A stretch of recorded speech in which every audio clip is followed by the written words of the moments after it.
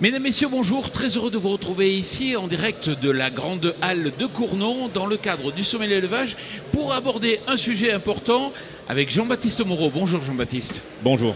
Vous êtes député de la Creuse et vous allez voir que si je vous reçois ici, c'est qu'on va aborder un sujet bien précis, mais on y reviendra après. Juste à mes côtés, Bastien Cochet, bonjour. Vous êtes journaliste et vous aurez l'occasion d'échanger sur une démarche de Thierry, agriculteur d'aujourd'hui, bien connu, youtubeur, agriculteur, et qui a une démarche, et là aussi on en parlera qu'à la fin, on va faire du teaser un peu. Bonjour. Jean-Baptiste Moreau, en 2020, vous avez obtenu, parce que vous avez porté quand même bien ce projet, le fait qu'il y ait une filière, une expérimentation. 2019, on est en 2019, 2020 c'est l'année prochaine. C'est vrai. Et il va y avoir une expérimentation pour le cannabis thérapeutique en France. Est-ce que vous nous expliquez un peu de quoi il s'agit déjà?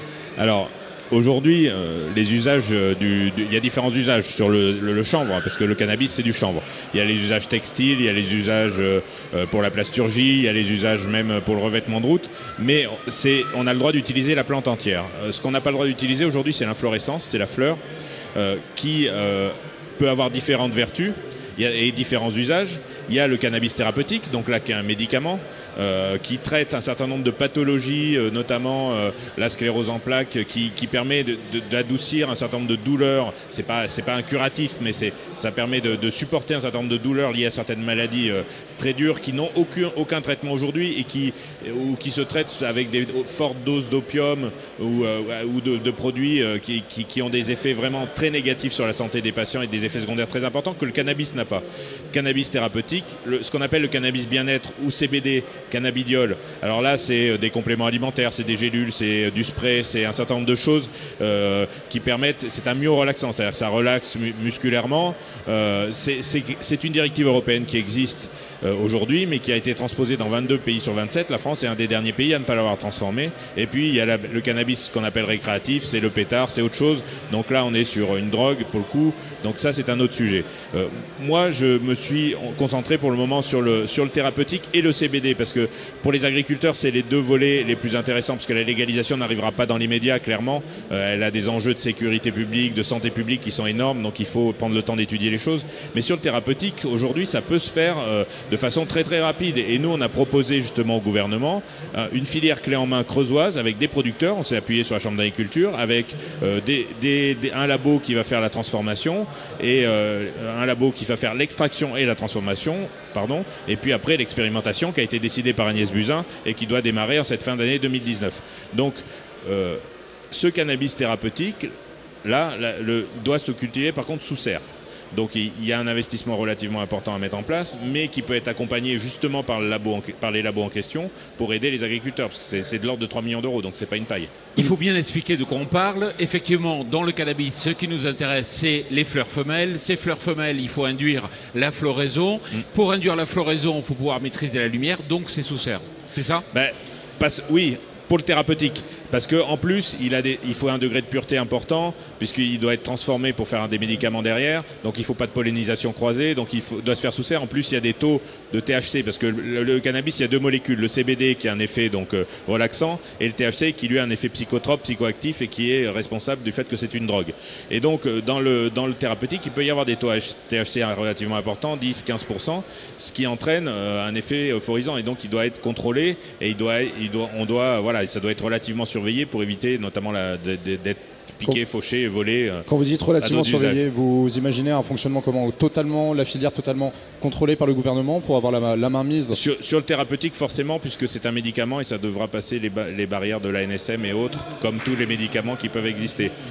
Sur le CBD et le récréatif aussi, forcément, il faut qu'il y ait un monopole d'État, il faut qu'il y ait un certain nombre de contrôles, on ne peut pas faire tout et n'importe quoi. Mais par contre, le CBD, lui, a l'avantage de pouvoir être fait en plein champ, puisque c'est différent, c'est des processus de transformation industrielle. Pour le coup, il n'a que des taux de THC très faibles, c'est-à-dire moins de 0,2%, donc on n'a pas d'effet psychotrope, donc on a peu de risques que quelqu'un vienne le voler pour le fumer, clairement.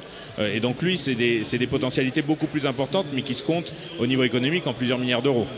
Alors, ce n'est pas une paille, parce que vous avez confirmé ou infirmé ces chiffres. On considère qu'il y aurait entre 300 000 et 1 million de personnes qui pourraient voir substituer leurs médicaments de pharmacopée plus chimique, plus traditionnelle, par des produits à base de cannabis? Oui, c'est ça, c'est énorme. Ça peut aller effectivement jusqu'à 1 million de personnes effectivement qui peuvent trouver un soulagement avec ce cannabis. Je le dis une nouvelle fois, qui est déjà autorisé dans un certain nombre de pays et qui est un médicament. On ne fait pas n'importe quoi avec, ça se consomme sous forme de médicament, ça ne se fume pas. Aujourd'hui, on est dans un déni total de réalité, puisqu'on a en fait aujourd'hui déjà des gens qui font pousser des pieds pour soulager justement. Mais ils risquent les poursuites sans arrêt.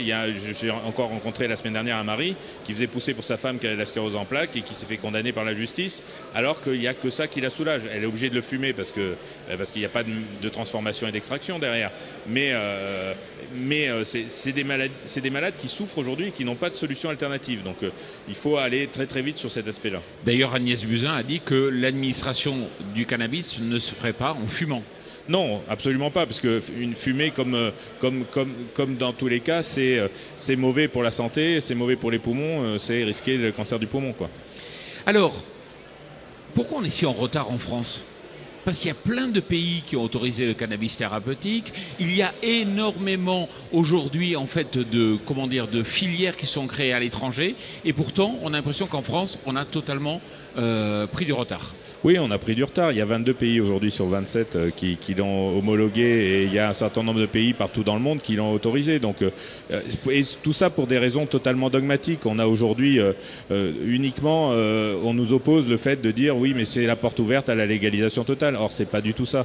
Là, ce qu'on veut, c'est des patients. Ça a l'intérêt. Et puis, il faut la créer en France, cette filière. Il faut éviter d'apporter le cannabis d'ailleurs. Il faut la créer en France avec des plants qui vont pousser en France. Vous redoutez pas, comme certains scientifiques en discutent, d'un effet escalier, de commencer par le thérapeutique, le bien-être et ensuite logiquement dériver vers le récréatif? Non, on verra. Il y a un certain nombre de pays aujourd'hui qui n'ont autorisé que le CBD et le thérapeutique et qui n'ont absolument pas dérivé sur le récréatif. Donc on peut très bien ne légaliser que partiellement le cannabis. Et de toute façon, s'il y a légalisation totale, ce sera encadré aussi. Les mineurs n'y auront pas accès et autres. Et qu'est-ce qui permet de dire que c'est les agriculteurs qui vont le cultiver? Parce que ça peut être très bien des sociétés pharmaceutiques qui sont déjà sur ce marché des opiacés. Oui, mais là-dessus, c'est justement la volonté politique et c'est de ne pas aussi importer le cannabis d'ailleurs. C'est bien de le produire en France et de le transformer en France. Et c'est pour ça que vous êtes battu justement, mais on a l'impression que vous privilégiez la Creuse. C'est votre Non, mais non, évidemment que c'est pour expérimenter, donc on va démarrer en Creuse, mais l'objectif à terme, c'est d'aller beaucoup plus loin. Oui.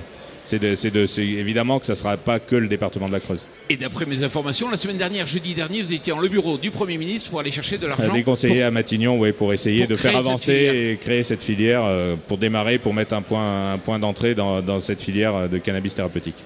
Mais pourquoi il y a un tel tabou du cannabis en France, même quand il est récréatif? On est l'un des pays les plus répressifs. Parce qu'il est entouré de toute une mythologie là-dessus. Clairement, on a aujourd'hui toute une...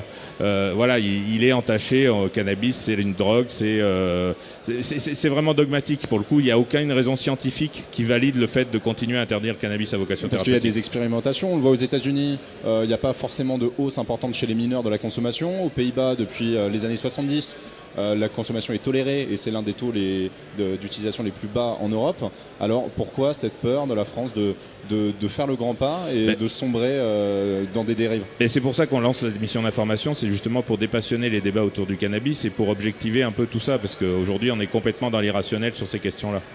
Il y a dans la Creuse un agriculteur qui a déjà tout installé, une serre. Il y a déjà, sur le plateau de Millevaches, quelqu'un qui a déjà une serre, qui a déjà des containers et qui a commencé à faire pousser, effectivement, puisque aujourd'hui, il a le droit en contractualisant avec un certain nombre de pays. Il y a des agriculteurs qui nous ont écrit, parce qu'on a déjà fait des émissions sur le sujet, qui nous disent « Ah ben moi je suis en la Marne et je voudrais aussi pouvoir cultiver du cannabis ». Comment il fait? Il faut attendre un petit peu, il faut que la législation évolue avant de se lancer de but en blanc quand même. Il faut prendre des garanties, on peut signer des contrats d'exploitation avec des entreprises basées à l'étranger, en Suisse, en Allemagne ou ailleurs, où c'est autorisé. Mais bon, le mieux c'est d'attendre quand même l'évolution législative qui devrait quand même arriver assez rapidement d'ici 2020. D'accord. Est-ce que vous avez une idée à peu près du timing derrière? Qu'est-ce qui va se passer? L'expérimentation, elle démarre fin 2019. Donc voilà, je pense que d'ici l'année prochaine, on devrait pouvoir mettre en place cette filière au moins au niveau creusois. Et qu'est-ce qu'il faut dire au monde agricole qui regarde ça un peu comme une poule regarde un couteau de loin? Il faut leur dire quoi? Le principal potentiel économique, il est au niveau du cannabis. Il n'est pas au niveau uniquement du cannabis thérapeutique, il est aussi au niveau du CBD. Et il est plus important que ça au niveau... il faut ouvrir les différents usages et l'intérêt économique, il est au niveau du CBD principalement. Bon, on a une personne qui ne veut pas laisser dérouler l'émission. S'il vous plaît, demain, on fait une émission sur le CETA. On vous invite, si vous voulez parler sur le CETA demain, mais aujourd'hui, ce n'est pas le thème. Est-ce que vous êtes d'accord pour revenir demain? Non, mais vous... Oui, mais vous viendrez en parler si vous voulez, je vous invite, mais ce n'est pas le thème aujourd'hui. D'accord? À 15h l'après-midi. Spécial CETA. Donc, le monde agricole qui vous écoute là, est-ce qu'il faut qu'il s'empare de ce sujet pour pas que des industries pharmaceutiques s'emparent de la production? Qu'est-ce qu'il faut leur dire? Oui, tout à fait, parce que...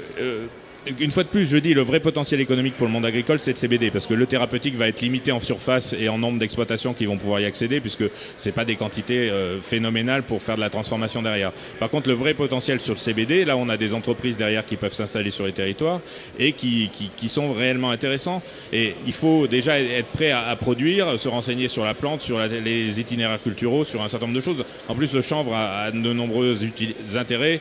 C'est une plante peu gourmande en produits phytosanitaires, peu gourmande en engrais, peu gourmand en eau. Donc le chanvre a plein d'intérêts et je pense qu'il faut accélérer. Et je le dis une nouvelle fois, c'est une filière à plusieurs milliards d'euros globalement. Donc je pense qu'on n'a pas les moyens de faire une croix dessus aujourd'hui. Vous la chiffrez à combien la manne de l'exploitation du cannabis pour les agriculteurs? C'est difficile à dire comme ça à vue de nez, mais je dis 1 ou 2 milliards d'euros. Globalement, c'est à peu près ça, oui. Il faut juste rappeler quelques chiffres clés en France aujourd'hui du cannabis. Et on ne parle pas du thérapeutique, on parle du récréatif tout compris. Là, aujourd'hui, il y a entre 80 000 et 200 000 producteurs illicites, illégaux de cannabis, donc c'est quelque chose qui est important. Il y a des supermarchés dans toutes les villes qui vendent tout ce qu'il faut pour produire du cannabis dans sa salle de bain. Il y a 440 magasins qui distribuent en ce domaine. Et le chiffre d'affaires au mètre carré, pour répondre, c'est quand même 5 000 euros. 5 000 euros, ouais. 5 000 euros le mètre carré. Donc on est sur des niveaux de marge qui sont très importants, d'où les trafics qui sont liés à cela. Voilà, d'où l'importance d'avoir des contrôles. Ouais. Bon, on va finir avec un focus sur Thierry Agriculteur d'aujourd'hui que beaucoup d'agriculteurs connaissent bien parce qu'effectivement ils suivent vos vidéos avec beaucoup de plaisir. C'est quoi? Je laisse Bastien poser les questions. Eh bien, bonjour Thierry Agriculteur d'aujourd'hui. Bonjour. Donc vous venez ici pour présenter votre nouveau projet que vous avez lancé très récemment qui s'appelle Raconte-moi l'agriculture. Exactement. Alors donc c'est un projet qui se présente sous forme d'un documentaire dans un premier temps, puis d'un livre. Alors donc il y a même 3 axes. Hein. Il y a un documentaire. Il me semble important de parler du métier d'agriculteur. Actuellement, on est très mal compris, on est très mal reconnu et on souffre pas mal. Bon, on parle de l'agribashing. Voilà, c'est pas forcément un mot que j'aime bien appliquer, mais voilà, concrètement, on se ressent attaqué. Et je pense qu'on a notre part de responsabilité dans ce souci-là, c'est qu'on a arrêté d'expliquer à un moment au grand public ce qu'on faisait réellement. Nos pratiques, nos réalités. Alors moi j'ai remis en route il y a 5 ans parce que mon fils s'était fait insulter à l'école de bouseux, de pollueurs. Et actuellement on sent une montée de pression, j'allais dire contre l'agriculture. Là on peut voir Gaël par exemple qui m'a expliqué un peu aussi comment était son agriculture. Et le but du jeu pour moi c'était d'aller rencontrer d'autres agriculteurs pour montrer que l'agriculture n'est pas unique, il n'y a pas un modèle. Certains nous disent il faudrait faire comme ci, il faudrait faire comme ça. Non, chacun en fonction de son histoire, sa région, ses productions, doit avoir forcément un axe différent et doit produire différemment. Et c'est vraiment pour montrer cette diversité que j'ai voulu créer ce projet, quoi. Ce besoin, il est venu du grand public ou alors des agriculteurs qui vous ont demandé il faut qu'on explique mieux notre métier, ou alors c'est le public, par exemple les citadins, les urbains qui vous ont dit nous on connaît très peu l'agriculture, ce serait bien de nous expliquer?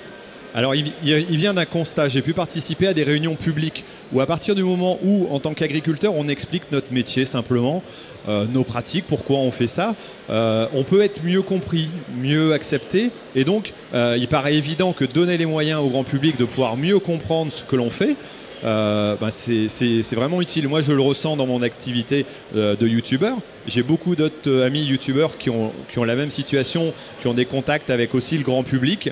Et les gens disent, ça y est, on comprend mieux ce que vous faites, on comprend mieux pourquoi vous pratiquez comme ci, comme ça. Et donc, c'est indispensable de s'y mettre volontairement.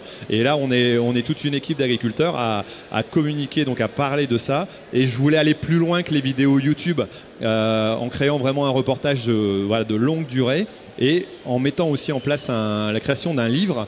Parce que jusqu'à maintenant, tous les livres que j'ai pu lire sur l'agriculture étaient souvent orientés soit de façon politique, soit de façon organisationnelle. Moi, je veux montrer la beauté de l'agriculture dans tout son ensemble. On va parler de bio, on va parler de conventionnel, on va parler des semis directs. Chacun, en fonction de son évolution et de ses problématiques, a des pratiques différentes. Et ça, il faut le faire comprendre. Parce que nous dire telle solution, allez, vous pouvez y aller, ça va sauver l'agriculture. Non, c'est pas possible. Un documentaire sur l'agriculture au sens large, voire le plus de producteurs. Il est encore en cours de production. Oui, il est en cours de production. Là, on a pu voir quelques images. C'était le début. Vous avez rencontré combien d'agriculteurs et à terme, vous espérez en avoir combien pour le documentaire? Alors pour l'instant, j'en ai rencontré 3. Et à terme, il devrait y en avoir entre 7 et 10. Quoi. Et il faut un peu d'argent. Et il faut un peu d'argent, donc c'est pour ça que j'ai lancé un appel aux dons sur Mimosa, donc qui est une plateforme de financement participatif pour permettre tout simplement de créer, un engouement déjà pour le projet et puis réunir un peu de fonds parce que c'est vrai que la production vidéo nécessite des fonds, donc et puis la partie bouquin aussi sur le montage, donc ça me paraît important de pouvoir le faire. On est au terme de l'émission. Jean-Baptiste Moreau, vous réagissez comment? Non, mais c'est super ce type d'initiative. Il faut les multiplier absolument. C'est hyper important parce que, on voit bien que l'agribashing tel qu'il est présent aujourd'hui, dans le monde, vient d'une méconnaissance totale du monde de l'agriculture et du monde de l'élevage en particulier, mais du monde de l'agriculture en général. On a aujourd'hui une population, mais même dans les campagnes, qui est complètement déconnectée du monde agricole. Même à Guéret en Creuse, vous avez un certain nombre de personnes qui n'ont plus de famille du tout dans le monde agricole. Et il est hyper important d'utiliser ces moyens de communication modernes que peuvent être Internet, YouTube ou autres, pour expliquer et démythifier un certain nombre de choses parce que les insultes et les prises à partie viennent souvent d'une méconnaissance et d'une ignorance plus que d'une méchanceté réelle. Thierry, félicitations, longue vie à ce projet. Jean-Baptiste Moreau, merci beaucoup d'avoir abordé ce sujet ici. Et puis Bastien, merci. Et merci à vous.